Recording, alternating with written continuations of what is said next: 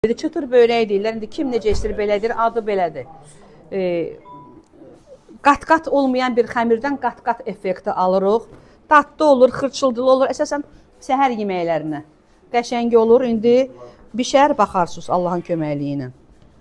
Amma un, buna istifadə edilən un çox keyfiyyətli un olmalıdır. Gücü çox olmalıdır unun.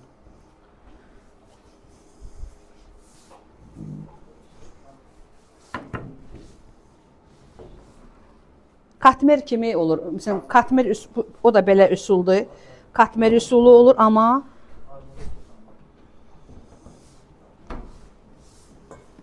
içərisinə istədiyiniz içliyi qoya bilərsiniz, istədiyiniz içliklə eləyə bilərsiniz və istədiyiniz qaydada da bükə bilərsiniz. Necə istərsiniz, belə bükə bilərsiniz. Üstünə heç nə vurulmayacaq.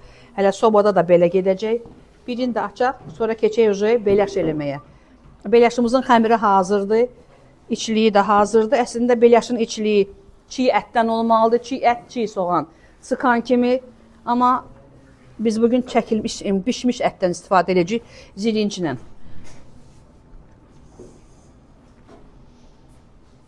Unumuzun gücsüz olduğunu görürsünüz, əlimiz vuran kimi. Əslində amma bu heç cırılmalı deyil. Belə qabarcıqlar olmalıdır, heç cırılmalıdır. Datdıqca belə pərdə kimi, çabat da çörəyi kimi açılmalıdır. Un bizim istədiyimiz keyfiyyətdə deyil.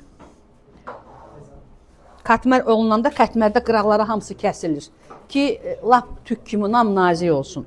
Katmerdə dadlıdır, qat-qat xəmir effekti verir. Bayırdan xəmirimizi gətirək, zəhmət olmasa.